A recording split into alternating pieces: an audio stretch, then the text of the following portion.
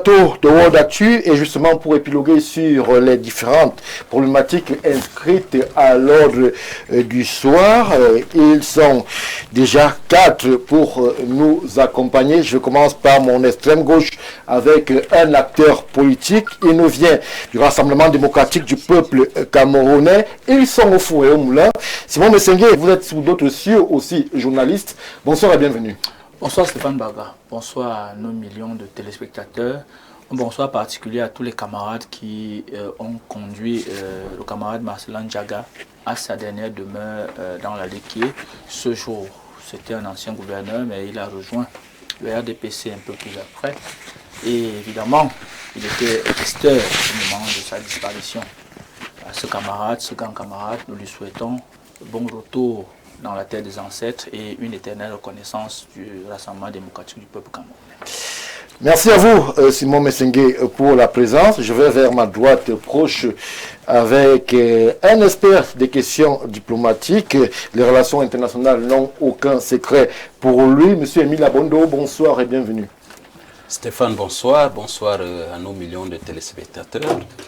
Il ne fait plus l'ombre d'un doute que chaque fois que Info TV ouvre sa scène, le monde est focus sur Info TV. Et Info TV, surtout avec le plateau de World Actu, on en parle un peu partout. Et nous voulons remercier le top management d'Info TV, remercier vous-même le présentateur et toute l'équipe qui nous accompagne.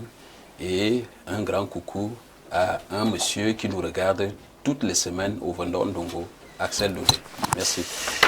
Merci à vous, Émile Abondo. Je poursuis l'exercice de présentation avec un autre qui nous accompagne de façon particulière et de façon précise chaque samedi lorsqu'il est 17h à Yaoundé au Cameroun.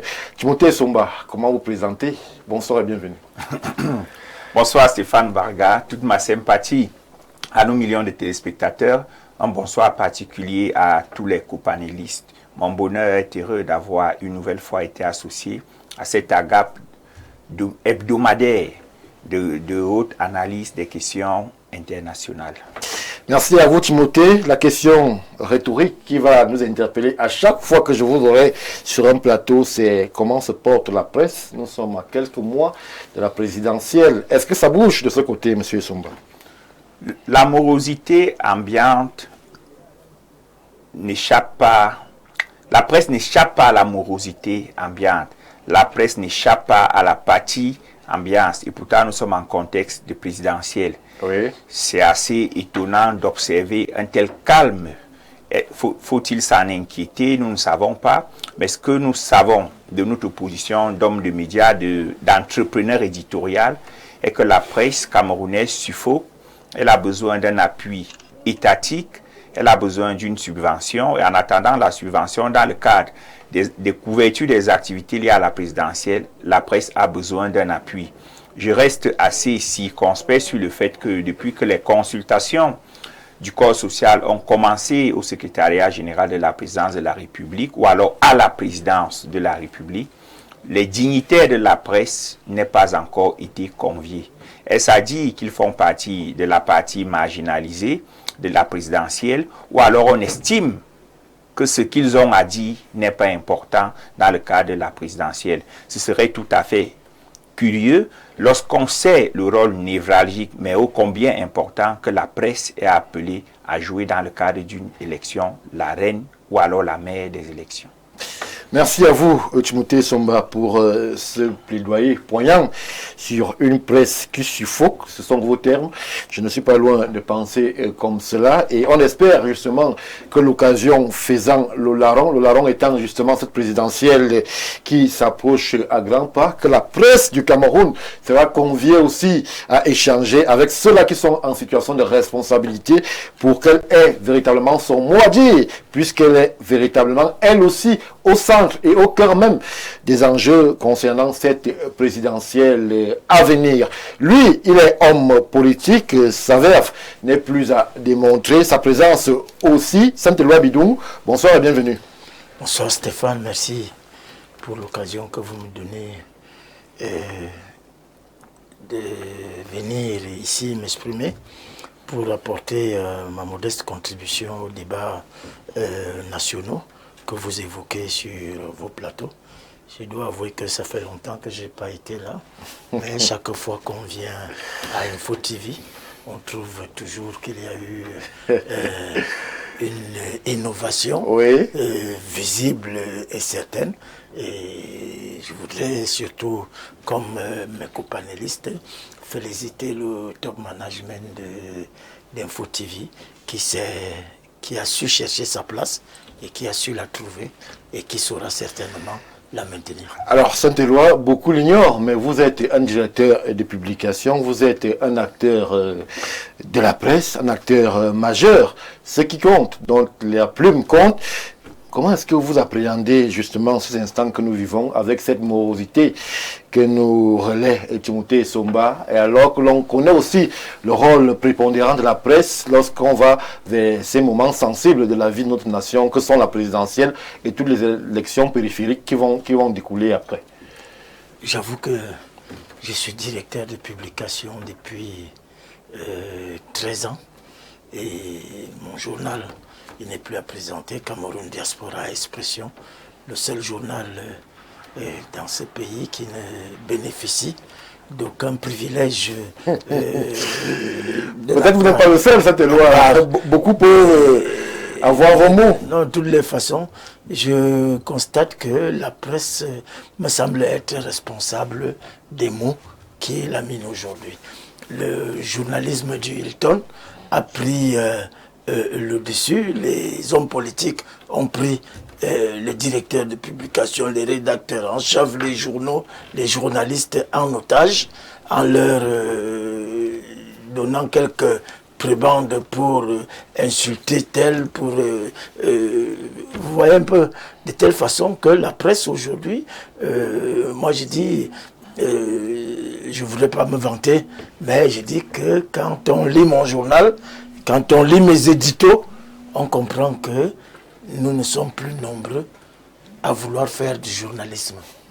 Et il est grand temps aujourd'hui que le monde de la presse se ressaisisse, que les directeurs de publication se ressaisissent et reviennent à ce noble métier. On a l'impression qu'il s'agit de votre côté d'un réquisitoire contre la profession, alors que le plaidoyer aujourd'hui est celui d'une écoute de la part des décideurs. Non, vous savez, la presse a été clochardisée par l'administration. L'aide à la communication au Cameroun, tous médias confondus, ne dépasse pas 150 millions. Ailleurs, à niveau de développement égal, à population égale, l'unité de l'aide à la communication, c'est le milliard. Vous comprenez? Donc, ceux qui sont responsables de cette situation, ils sont là, ils sont en poste, on rationne, on choisit ceux qui sont vos amis, ceux qui ont une ligne éditoriale qui vous convient, et ceux qui ont alors une ligne éditoriale un peu, comme ils disent, caustique, comme Cameroun Diaspora Expression. On n'a même pas le courage de faire un dossier. Hein? Donc, j'ai dit que la presse doit d'abord faire son ajournamento et ne plus accepter de se mettre au pressoir. Merci Saint-Éloi. Deux points de vue divergents sur une même problématique. La presse au Cameroun, elle sera là, présente, fidèle au rendez-vous pour justement donner le meilleur lorsque l'on va évoquer et aborder ce moment, je l'ai dit, décisif et même historique de la vie politique du Cameroun. Je parle là de la présidentielle. Nous n'en sommes pas encore là. Nous évoquons dès à présent les péripéties du côté du Gabon. Je commence avec vous, Simon Messengue. Alors, ce qui nous a marqué en semaine, et même un peu plus avant, c'est la sortie du Bénin. Le Bénin qui est revenu sur les orientations de l'administration de l'État du Gabon qui interdit de petits métiers un certain nombre d'acteurs. On parle là justement de ces acteurs venus d'Afrique qui désormais ne pourront plus justement prester dans des domaines assez particuliers de la vie sociale. Et le Bénin a réagi et le Bénin a même réitéré et rappelé un certain nombre de faits qui vont justement de la protection des intérêts des Béninois en terre gabonaise. Hormis de cela, il y a quand même des inquiétudes lorsque l'on sait justement la part et la place de ces acteurs étrangers dans le tissu social gabonais. Première réaction. Oui, ça c'est ma réaction fait suite à celle que j'ai donnée ici sur ce même plateau la semaine dernière. Il faut qu'on soit honnête envers nous-mêmes. Je crois que c'est une tempête dans un verre d'eau, ce qui est en train de se passer au Gabon. En réalité, les petits métiers, si les Gabonais doivent avoir des métiers, ce n'est pas sécuriser les petits métiers qui doit être vraiment l'apanage du pouvoir de Libreville. Je crois que c'est quelque chose qui fera plus de mal aux Gabonais et même aux Africains que ça ne peut arranger les choses. On l'a dit, et en le disant même, je ne savais pas qu'un pays comme le Bénin pouvait réagir. Oui. Je crois plutôt que un parti, par exemple, comme le RDPC, qui dans son idéal de société... Par là du Cameroun. Oui, qui dans son idéal de société, le troisième aspect, parce qu'il y a trois aspects, un État régulateur démocratique, le deuxième c'est la liberté d'entreprendre, le troisième c'est le devoir de solidarité. On ne peut pas être dans une logique de croire que les frères africains qui arrivent et qui pour une raison ou pour une autre peuvent faire un métier, parce qu'il n'y a pas de petit métier, il n'y a que de sautes gens en réalité, qui peut faire un métier, qui de nettoyer les ongles, peut-être de cirer les chaussures, ou peut-être de puiser de l'eau, ainsi de suite, ainsi de suite. Et qu'on soit en train de vouloir le taxer plus cher. Vraiment, je pose bien la question, mais dans tous les cas, ça ne m'étonne pas. C'est pour ça que nous devons toujours parfois reconnaître une chose sur ceux qui nous dirigent. On a souvent regardé l'état civil et les jeunes, les ceci, ainsi de suite, mais on n'a jamais regardé l'état de service. L'état de service montre qu'à un certain niveau, on comprend qu'il y a ceux qui, de par leur état de service, sont à même de diriger les pays de la plus belle manière, même dans des conditions difficiles. Donc je crois que nous en sommes là, et même la manière d'arriver au pouvoir. C'est pour ça que les sociétés aujourd'hui doivent être des sociétés spécialisées. Un homme politique, on ne devient pas un homme politique par un coup d'État ou par telle ou telle chose. Et ça paye cash. Parce que dans les pays aujourd'hui, d'ailleurs le monde est dans un système de morosité économique. Oui. Ce n'est pas seulement les pays africains. Et donc il faut avoir des personnes qui sont rompues à la tâche. Parce que sinon, les réalités du pouvoir ne sont pas les réalités des campagnes électorales où chacun va vous dire qu'en 2 jours, lui, il peut faire ceci, il peut créer il peut donner l'argent à tout le monde et tout le monde sera bien dans le meilleur des mondes. Quand les réalités du pouvoir arrivent, maintenant là, on se retrouve en train de penser que les périphéries peuvent être les vraies choses. Mais ça, vraiment, ça ne... Pour quelqu'un qui a au moins, pour nous peut-être qui sommes des journalistes, on va vous dire que bon, vraiment les petits métiers, qu'un étranger vient faire les petits métiers ici, comme par exemple nos frères de la RCA, certains font pas ces petits métiers, font ces métiers-là et ils s'en sortent bien. Je ne pense pas que ça influence dans la vie des Camerounais. Bien au contraire, les Camerounais poussent leurs gouvernants à l'amélioration de leurs conditions de vie. Au lieu de marcher, on doit pouvoir avoir des sociétés de ce type-là, qui peuvent davantage participer à l'émergence du pays et non venir dans la logique de dire qu'on va taxer les Centrafricains, on va taxer par exemple nos frères maliens, nos frères sénégalais, ainsi de suite, ainsi de suite. Pour qu'on aille où? C'est l'interrogation. Pour qu'on aille où, M. Émile Abondo? Là, nous sommes purement sur les aspects diplomatiques. Comment est-ce que vous avez accueilli la réaction de l'État du Bénin qui, justement, était en train de s'interroger sur les mesures prises par Libreville? Vous savez, le concept de la synergie africaine voudrait que les États africains conjuguent leurs efforts ensemble. Oui. Ça voudrait dire quoi? Ça voudrait dire que aucun État, fût-il le Gabon ou le Bénin, ne saurait se constituer comme une île isolée, que ce soit sur le plan économique, politique ou alors culturel. Et cette synergie africaine voudrait qu'il y ait ce qu'on appelle le concept de l'immigration sélective, l'immigration choisie, mais aussi l'immigration volontaire.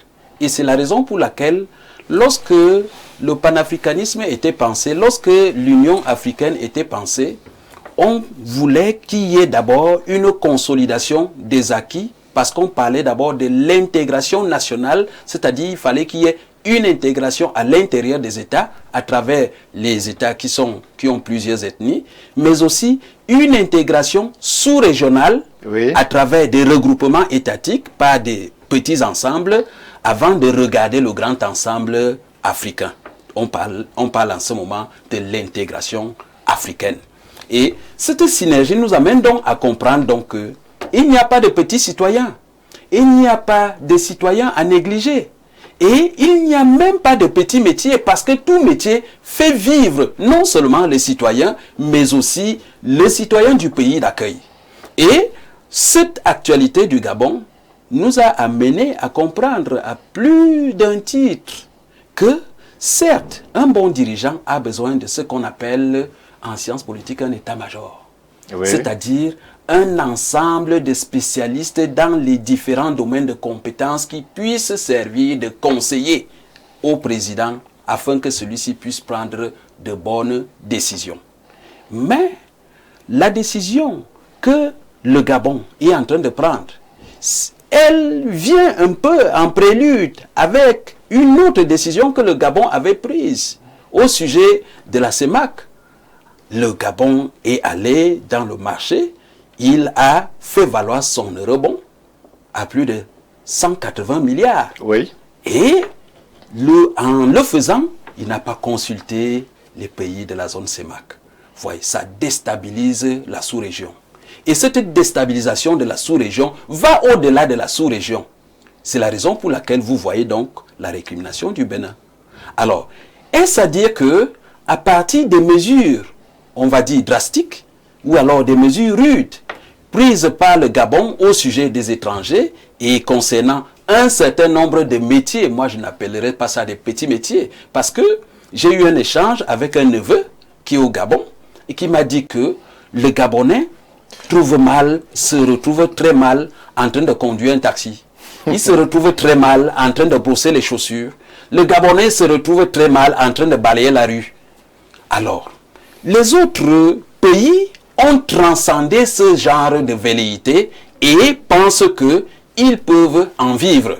Et peut-être qu'ils peuvent trouver loisir, ils peuvent trouver fortune au Gabon. Alors, le Gabon étant un pays d'accueil, il a toujours été un pays d'accueil, on ne sait pas pourquoi, à un moment donné, parce que les Gabonais disent qu'il manque d'emploi au Gabon, on pense immédiatement à morceler, à charcuter ou alors à rompre, entre guillemets, ces petits métiers et penser que c'est par là que le Gabonais va trouver de l'emploi. Alors, en échangeant avec des représentants gabonais, ils m'ont dit que le problème de cette décision, c'est que elle aurait dû être maturée en sensibilisant d'abord la société Des gabonaise. représentants, des officiels, il faut faire attention avec j'ai des représentants de famille. Oui. C'est-à-dire que Qui ne parlent pas la voix de l'État gabonais. ils n'ont pas parlé au nom du Gabon. Voilà. Et moi non plus. C'est bien de moi le non préciser. plus. Moi non plus, je ne parle pas au nom du Cameroun, mais je parle en tant qu'observateur averti de la scène internationale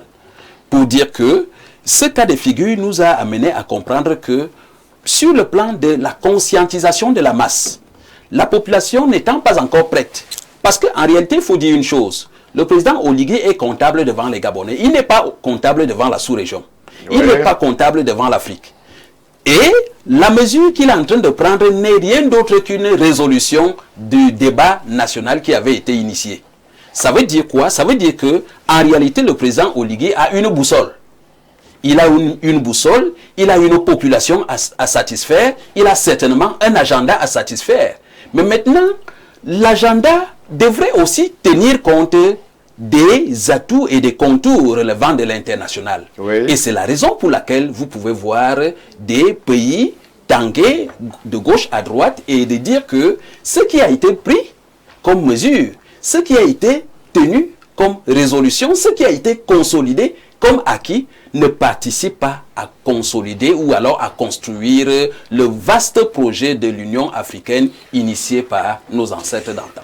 Merci pour ce rappel de la vision des pères fondateurs. Timothée Somba, il y a 7 jours, justement, nous évoquions déjà cette situation assez délicate du côté du pays gabonais.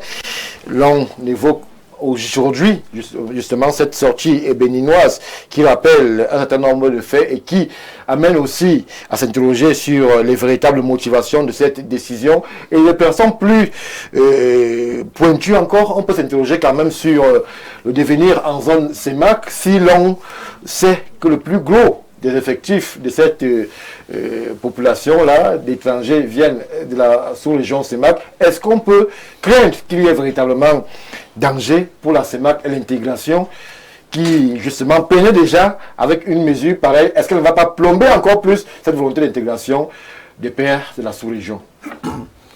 Merci Stéphane. D'entrée de jeu, j'aimerais faire un constat. L'intégration, qu'elle soit nationale ou sous-régionale, ne signifie pas l'assimilation ou le mélange. L'intégration devient donc tributaire de la régulation, de l'encadrement et des mesures de police. Dans le cas d'espèce, les meneurs d'activités jugés ou qualifiés de petits métiers au Gabon avaient été identifiés comme étant pour partie des fauteurs de troubles ou des vecteurs d'insécurité. La mesure, en réalité, n'est pas un processus de déguerpissement de certains Africains du Gabon, mais c'est un processus d'assainissement de ce secteur. Parce que le texte dit, ceux qui veulent pratiquer ces métiers doivent demander une autorisation.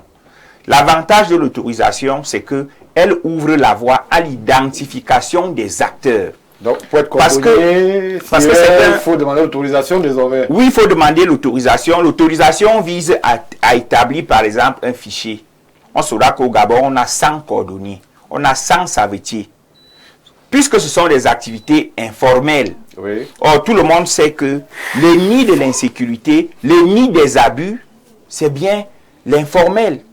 Lorsque vous regardez la propension de ceux qui pratiquent ces activités, vous ne trouvez pas trop de Gabonais à l'intérieur. Oui. Je souscris à la vision de M. Abondo sur cet aspect. Je ne vois pas trop les Gabonais en train d'aller tailler les ongles, en train d'aller vider les poubelles et autres.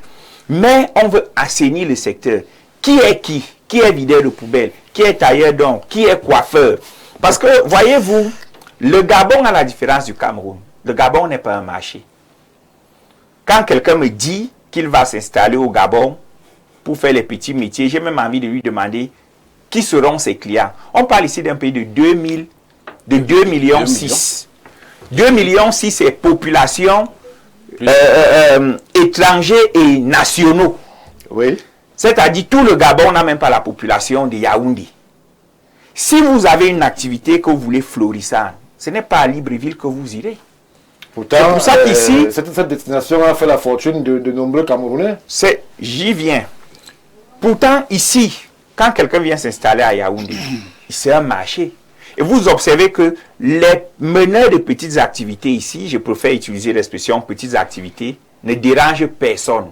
Parce qu'ici même, on en demande. J'ai fait un constat que les jeunes hommes qui nous taillaient les ongles, on dit quoi, les vendeurs ambulants, en ambulatoire, autant pour moi, ont diminué. Leur effectif a baissé. Et nous sommes déjà, on a recommencé à se tailler nous-mêmes les ongles à la maison. Vous voyez. Donc, ici, c'est un marché. Ici, ils n'embêtent personne. Or, le Gabon, ils embêteraient au Gabon? Ils embêteraient. Le Gabon veut contrôler. Le défi sécuritaire du Gabon aujourd'hui, c'est avoir la pleine maîtrise. Comme l'a dit Simon dans sa prise de parole, qui ose faire? Il a beau se civilianiser parce qu'il a troqué le treillis avec un costume, mais il reste d'abord militaire dans l'esprit. Et le militaire, c'est quoi à titre prioritaire? C'est la sécurité. Quand vous avez un pays de 2,6 millions d'habitants, vous devez contrôler tous les mouvements, tous les flux. J'aime souvent prendre l'exemple de la Guinée équatoriale où, pour qu'on vous délivre la puce pour l'abonnement, ça prend minimalement 7 jours. Vous répondez à une série de questions. C'est-à-dire, en Guinée équatoriale, on connaît combien de personnes ont la puce et on connaît leur maison. Le Gabon est dans cette même dynamique. Maîtriser sa population afin de planifier un développement. Je sors en disant, la mesure à quel effet? Elle est corrélée à l'augmentation du visa pour une catégorie d'Africains, du moins des citoyens du monde.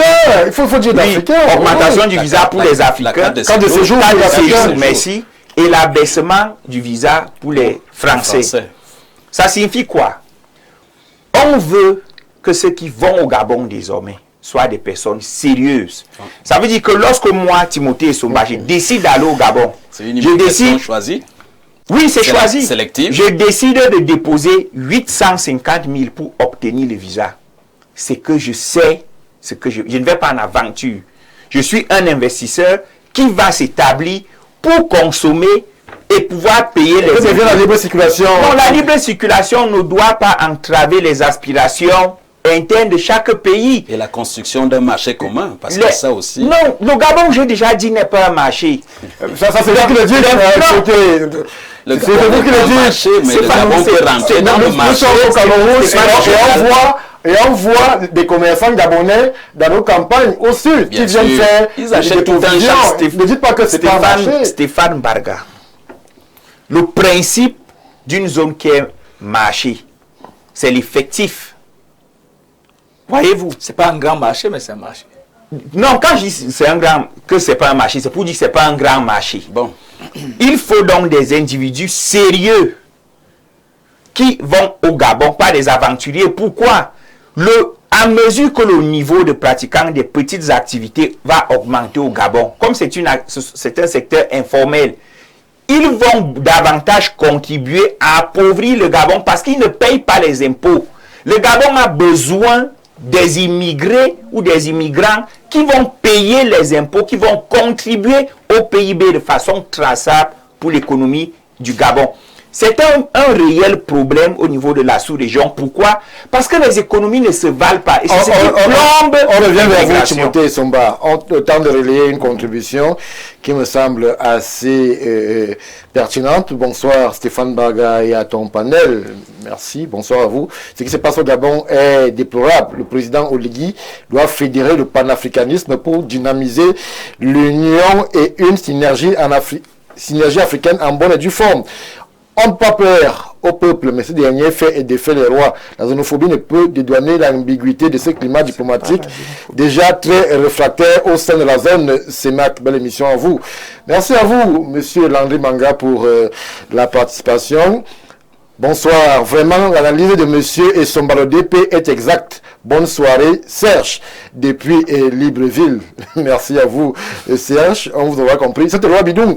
Je l'ai dit, vous êtes homme politique. Est-ce que vous, en situation de responsabilité en zone CEMAC, vous auriez pris une mesure comme telle, celle-là qui prive justement les étrangers de ces petits métiers, entre guillemets, mais qui ont une certaine existence dans le vécu social de notre société?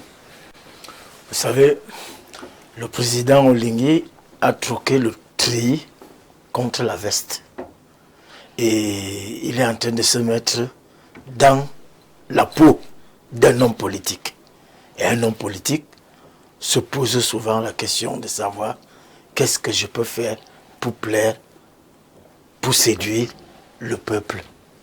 Et il me semble que la mesure du président Oligui soit essentiellement politique. En fait, elle finira par être un effet de manche. Oui.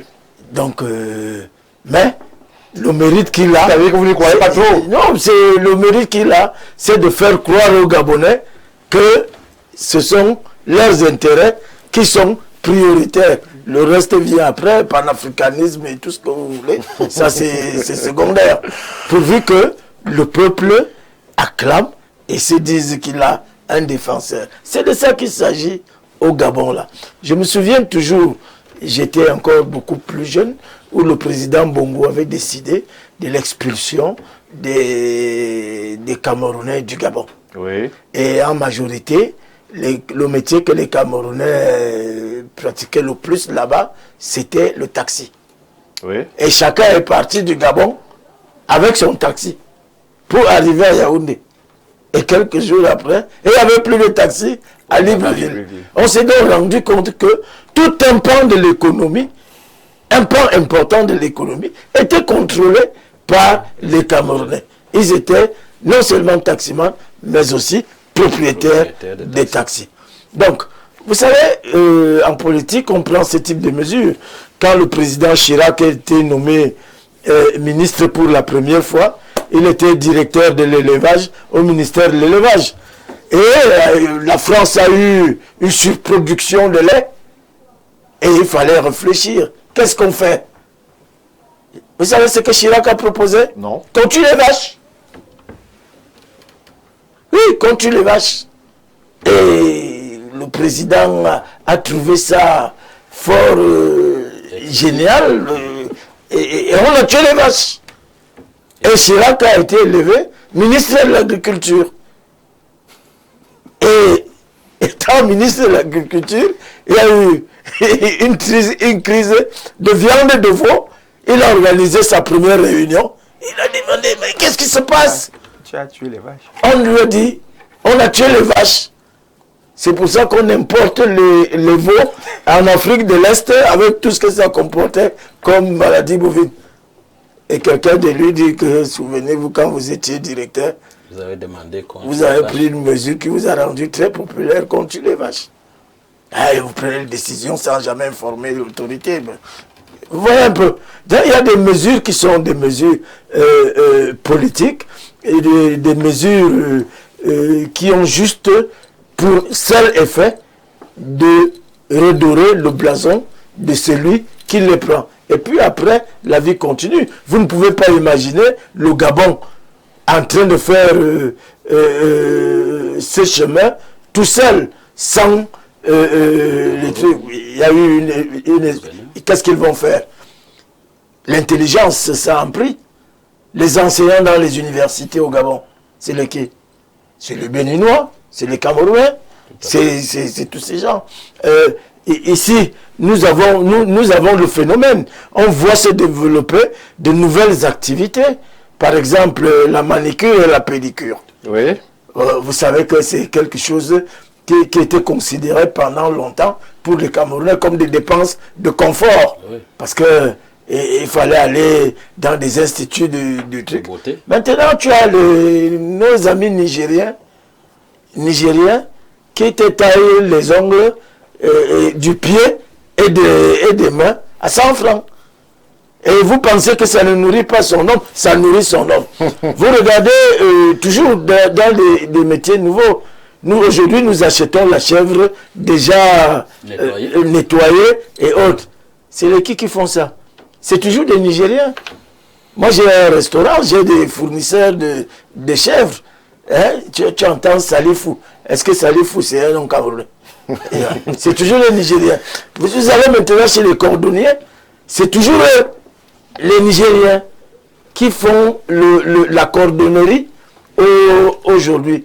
Bon, peut-être que ça ne dérange pas parce qu'il y a mieux à faire, mais il faut savoir que ça va être un peu excessif si le Cameroun essayait de s'intéresser à ces gens qui font ces nouveaux petits métiers. Petits métiers, là où les Camerounais, aucun Camerounais ne se voit en train de marcher en route, en train de tailler les ongles ou en train de poser les cils, les trucs. Ce sont eux qui le font. Et je dis, le président Olingi, donnez-lui un peu de temps. Il a besoin d'une cote de popularité. Et puis, d'ici quelques mois, on ne parlera plus de ça. D'ici quelques mois, on ne parlera plus de ça. C'est la prédiction sur ce plateau de Saint-Éloi Bidon. Simon Messengue, je crois que on va être patient, puisque le politique sur le plateau, l'un des politiques dit que c'est une mesure qui pourrait s'assimiler à du cosmétique, mais qui quand même a un coût, puisque ça sera 800 000 désormais. Le maire Saint-Éloi Bidon a dit qu'il y a d'autres choses à faire.